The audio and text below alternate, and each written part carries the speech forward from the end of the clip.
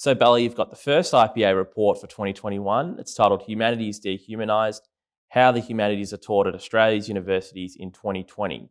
Can you tell us what you found? So I did an audit of all humanities subjects taught across Australia's top 10 universities. So that's 1,181 subjects taught in Studies in Society, which is anthropology, sociology and gender studies, English literature, political science and history. And I found that the intellectual and cultural heritage of Western civilization has all but disappeared from these subjects.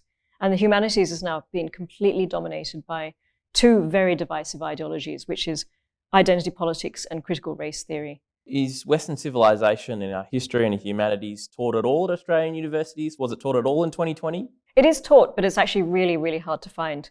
So, for example, if you're going to study English literature, you decide to do a Bachelor of Arts in English Literature, you will find it very difficult to find subjects that teach you about Shakespeare or Milton or Jane Austen or any of those things. But you will find a lot of critical theory. If you decide to do a history degree, only 23% of those subjects offered across the board will study anything to do with the history of Western civilization from ancient Greece to the modern world. If you make the mistake, I think it probably is a mistake, of doing a political science degree, only 10% of those subjects will actually teach you about the history of ideas.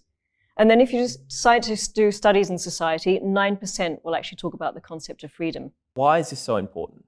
This is really important because what's being taught in the humanities is not just staying within the humanities in our universities. It's actually finding our way into the workplace, into our boardrooms, and into the media. And what it's doing is that it's dividing Australian society. It's pitting us against each other based on immutable characteristics that we can't do anything about.